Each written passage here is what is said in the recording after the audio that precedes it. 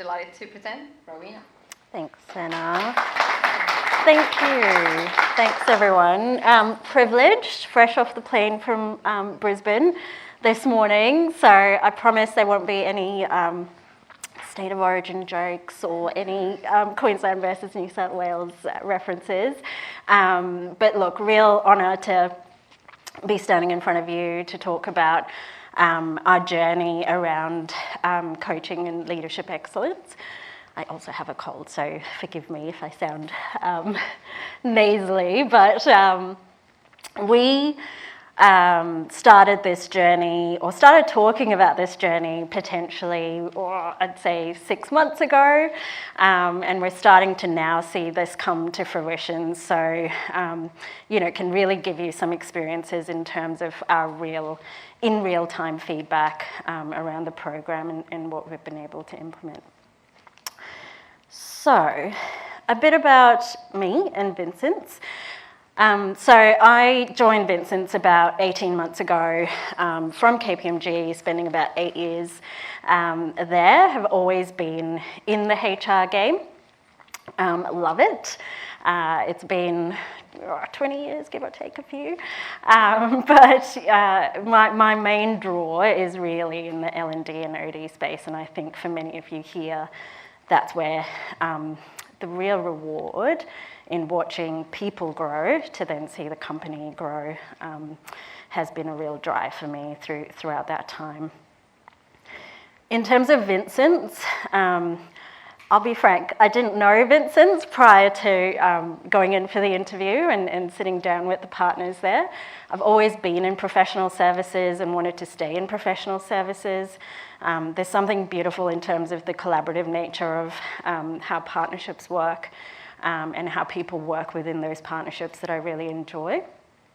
And Vincents were at a tipping point of change when I went in for the interview. We were looking at leaders who, from humble beginnings about 35 years ago, 2 people, again, ex-KPMG, came up with or found a niche in the market around forensic accounting services and really partnering with law firms and other organisations around their capability in that space.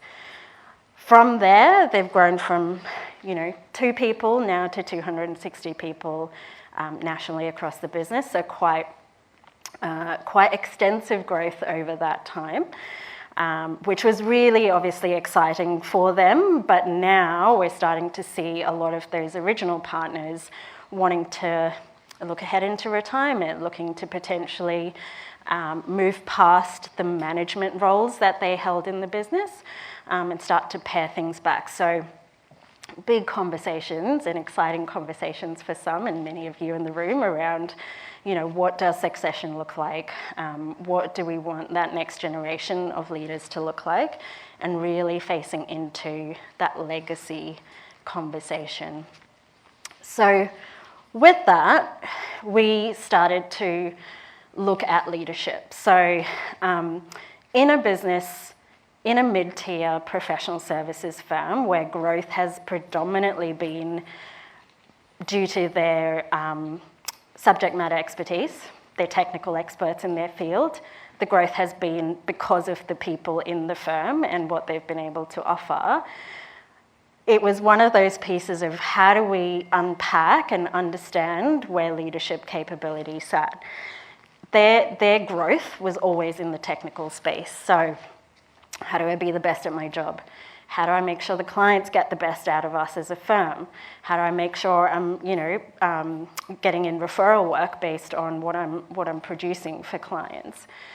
So leadership development and learning was something that typically in smaller or mid-tier businesses gets parked or put to the side as we won't worry about that when we have time. We'll do some self-development or read a book or something, And so part of my initial first few months, you could, as a L&D, OD, HR professional, you can quite quickly gauge where leadership capability is at just by a few conversations. And that's when the phone call into Hello Coach came about. I knew I wanted to do something in the leadership development space. I knew I wanted coaching as a methodology, but there was a lot of work that we did to sort of finesse and really understand what that leadership development needed to look like, and agree that with the partnership as well.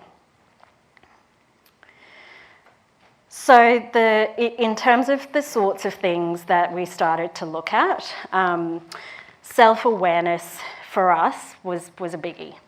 And I think once you get to leadership positions, again, in a largely technical-based firm, that ability to stop and reflect, and sort of look at what might not be working. I think everyone was aware of what is working and what was bringing them success and what was bringing the money in the door. But what was not quite working, and as we've seen over the last few years, the context within what leaderships were operating in has changed significantly. So staring into that component specifically for us was really important.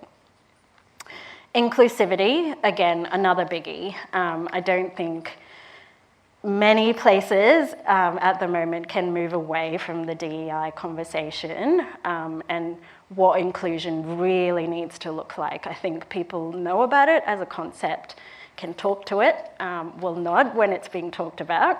But again, how you embody it as a leader and role model that to your people is a whole other story. And authenticity. I think part of what we see in smaller organisations is you look up to the leaders that came before you. So there's a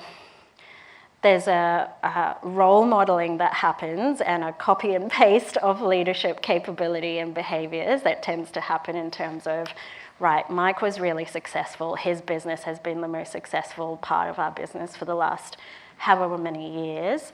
So I'm going to be the type of leader Mike is. And so how do we help people understand who they are as leaders and bring that authentic self into the role? Speak up culture, again, with the changes in legislation around us, with psychosocial hazards being part of the conversation, psychological safety being a big part of the conversation. This was sort of paramount for us as one of the development opportunities. Growth mindset, leadership resilience, well-being. We were having this conversation before where I think contextually, because there is so much happening in the environment, the candidate market is probably the tightest we've ever seen it. It is almost like Hunger Games out there with some roles where everyone's fighting in the same pool for the same talent. We're expecting leaders to do more, to do things differently, to connect with their people more, to be more inclusive. And this, for people is when am I actually going to do any work? So how do we help leaders just focus on themselves, focus on doing a small list of things, but doing them really well? And that was sort of what we then started to build into the program. So why coaching for us? For a number of reasons. I think the benefits, I've seen coaching, hands up in the room, people who have utilised coaching, been through coaching. Yeah, wow. So I think, I'm preaching to the converted here. When you get a really good coach, the learning is really in the self-discovery. I think when you get to a leadership position, sitting in front of a facilitator just digesting content is no longer a method of learning. It's good to understand concepts, but the application is usually where what gets missed. So often you'll find people sitting in these sessions thinking, yep, that's really great. I don't do any of those things, but I can see Mike has all of those things as part of his list of development. So coaching for us was a bit of the, where the growth happens outside of your comfort zone piece, right? So how do I contribute to the problem? How can I personally, rather than relying on, the board, or rather than relying on the exec team, how can I personally contribute to the greater good of and the progression of this business? So for us, it was really that deeper level of learning.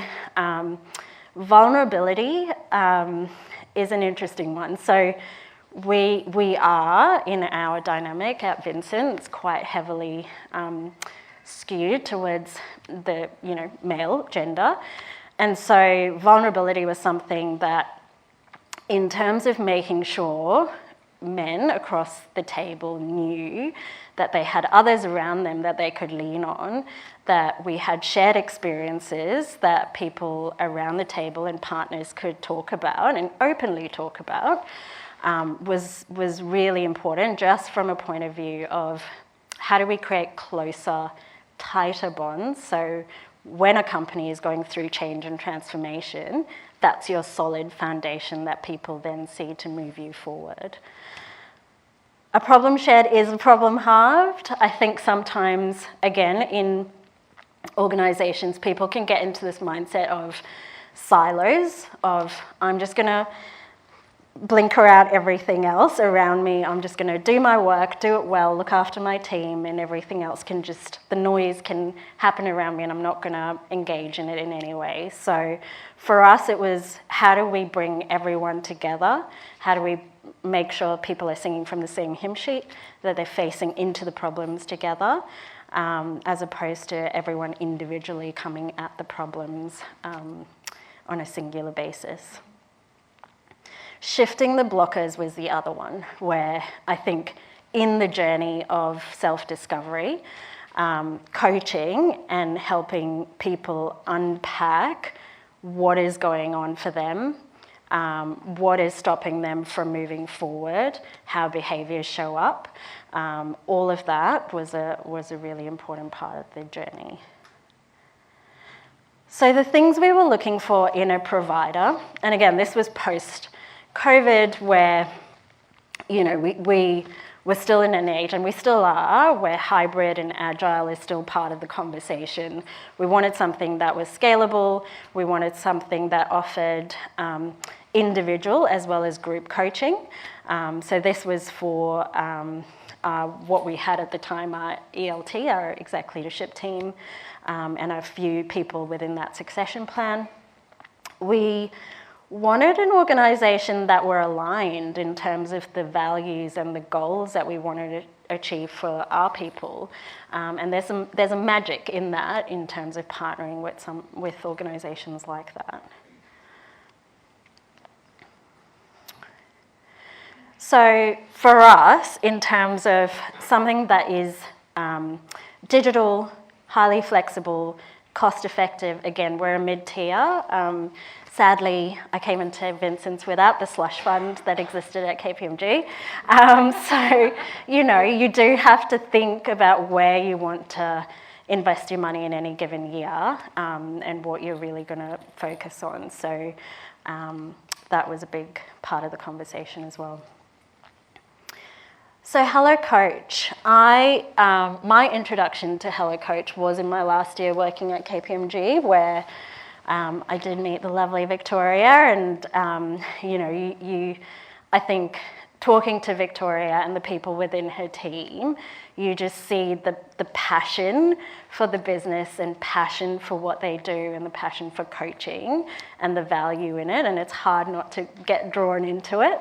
But for me, the real draw was around the fact that it is a completely digital platform in terms of the offering and the support to the coaching function. So we started off with a couple of people who needed some one-on-one coaching, got them about 6 sessions as a bit of their own personal development. And that was part of our evidence criteria to then build on for the next stage of what we wanted to achieve. So they've got access to about 100 coaches across Australia, which again, as a national business, was an important offering for us. And really the model around, you don't need one coach for all of your needs, but using a coach that specializes in, say, relationships, if your personal relationships are kind of an area that you want to focus on, or a coach that really hones in on career conversations and being able to look through coaches' profiles and select the one that's right for you. So that opportunity and flexibility to make sure that fit is right was also a really important part of the offering. I think we've kind of covered most of these points, but what I wanted to sort of talk to you about was just where we landed with our coaching offering.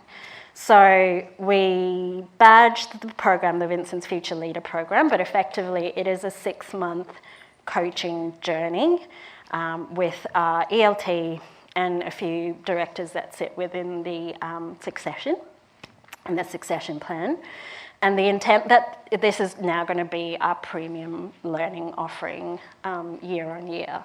So intent is, as new directors and new partners come through the ranks, that this is going to be the program of learning that they're going to work through, with the intent that there is a level of alignment, an alignment across behaviours, in how they lead, in how they present to their people, across all of those areas we talked about. So we currently have about 16 participants. It's a 6-month program. We've got group coaching sessions every month, so over the 6 months. And within that, we've got people accessing individual coaching. So the magic of the individual coaching is whatever we learn and talk about in the group coaching sessions, if people aren't hooking onto a concept, or if they're really struggling with how this shows up for them, they take that into their one-on-one session and can deep dive into that a bit more with their coach. We've also tagged on an eDisc profile into the program, so we are going to be doing, all of the 16 participants have filled out their eDisc profiles. They've had a one-on-one debrief around eDisc, and then we are going to do a collective all-in debrief with the whole group as well. Again, with the intent of these sorts of things show vulnerability, it helps leaders understand each other better, and it helps us work together better as a collective. Executive buy-in. So this, and I'm sure most of you are waiting for this bit, but this is the hard part, right? So how do you sell this to, again, a business that potentially hasn't looked at this for a while? And this was going to be one of the first big offerings in the leadership development space. So there were a few things, and it did take some time to work through the process.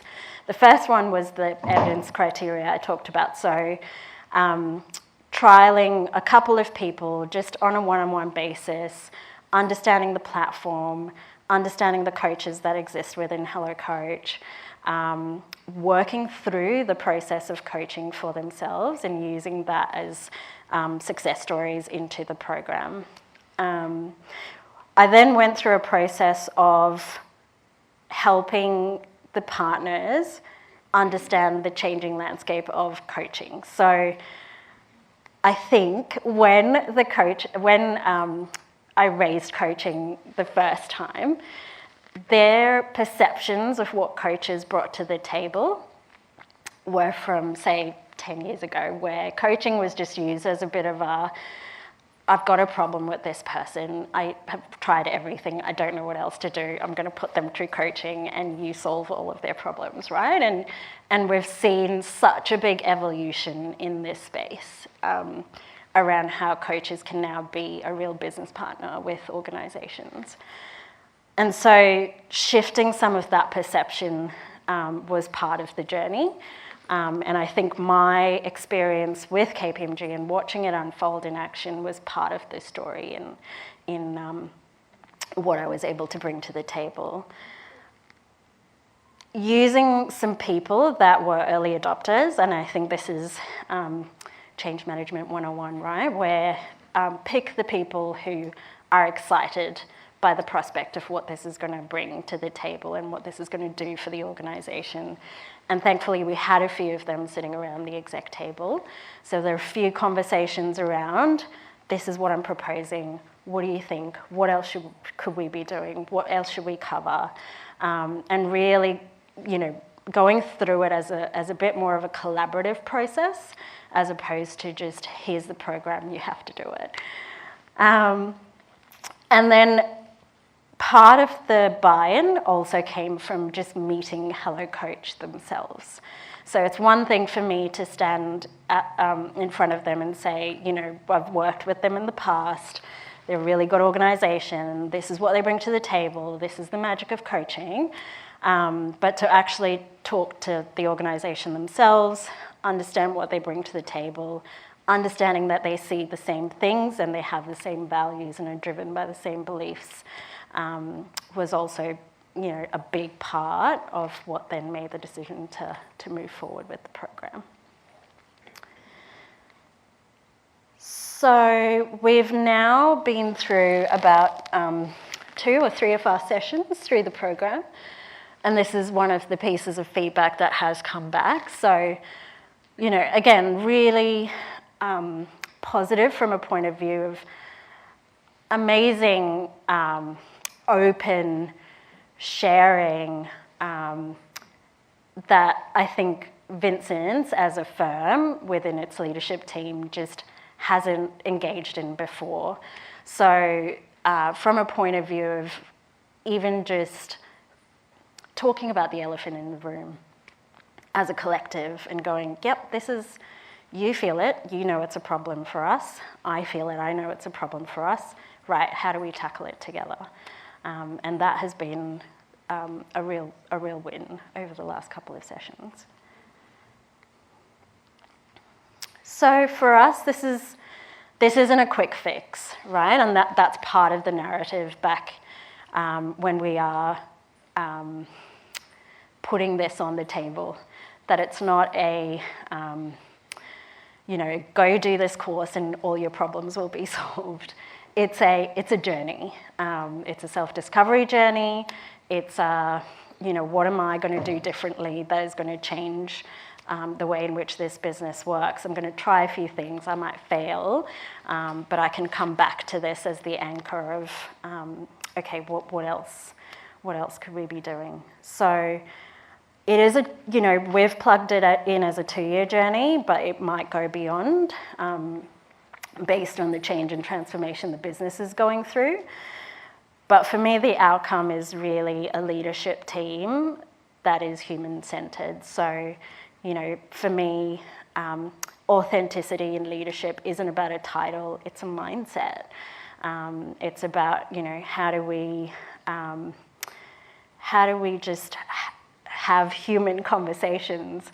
I'm not a partner, I'm a human talking to another human and just sorting out an issue. And that's really part of the outcome. Developing compassionate and empathic leaders. There's so much going on in the macro environment at the moment that I think kindness and empathy, as much as they are the soft and fluffies, are soon becoming two of the most important traits in leaders at the moment. Addressing our turnover rate. So again, feeling the pinch of the tight candidate market and people being able to chop and change roles at the moment, and sort of from a financial perspective earn way more than where they are currently. So how do we use leadership to anchor people into the roles that they currently have and help them grow in a really meaningful way?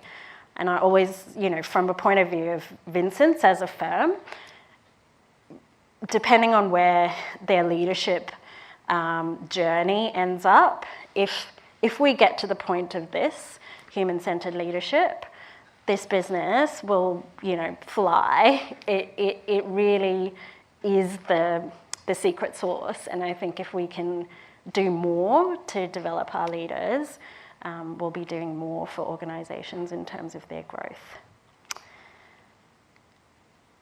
So lastly, I think everyone's got the cards on their chairs.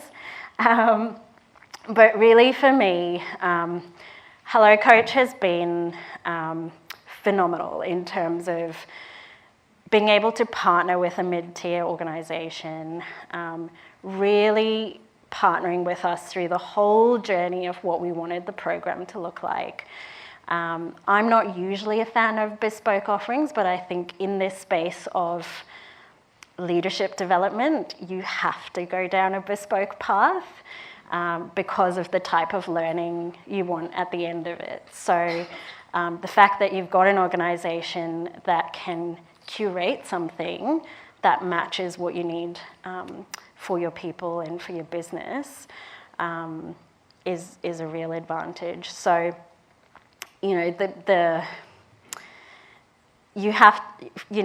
the magic is you trying this. So the purpose of this is really try it, get your evidence criteria. If you want to build it into a program, there's opportunity there to do that. So yeah, sign on up. But thanks everyone. I don't know if you had questions. I was going to keep it interactive, but I felt just kept going. It's the time for questions. Yeah. I've got a few minutes. We will come with the mic.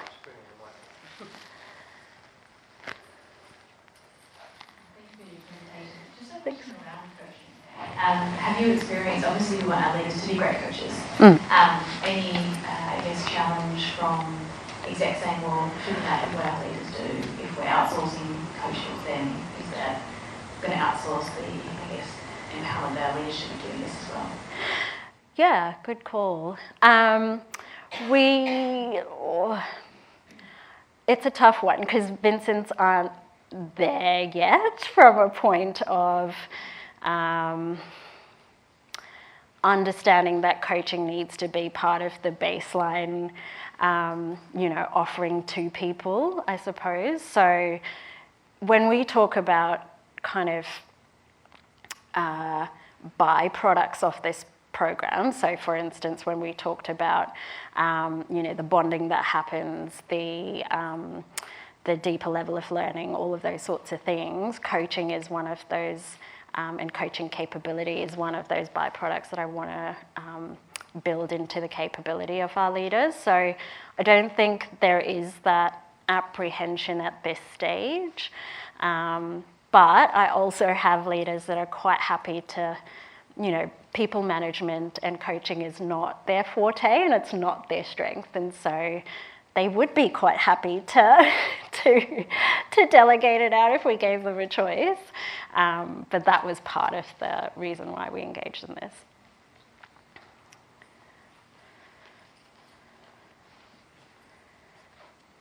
I might be greedy and ask a few questions. Yeah, you're right. With coaching programs, probably the two things that I've often experienced. One is a mismatch between coachee and coach, and how do you manage that? And the second one then is around holding to account. Mm-hmm. So how do you make sure that experimentation or whatever that the coach and coachee have signed up to happens, and whose role is that and how have you managed it? Yeah, great questions. So again, the flexibility of this model here is you can chop and change. So there's opportunity, Hello Coach work in terms of credit. So you buy a certain number of credits and that gives you a certain amount of time with coaches. The encouragement we get from Hello Coach is really get in there, try a few coaches, see what fits, see what matches. You've got to have that chemistry and connection to be able to, keep this going forward, like a PT, right? You've got to know that someone's driving you in the right direction. So there is that flexibility in the system to do that. The holding to account piece.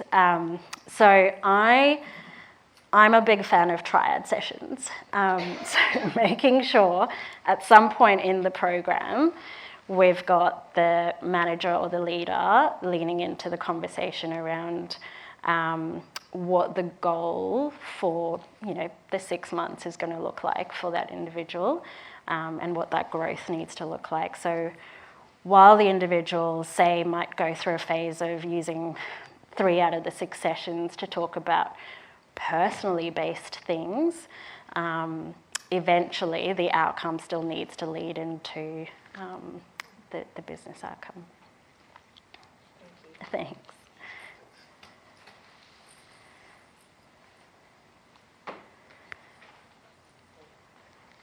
Thank you. Cool. Thank you. Thanks, guys.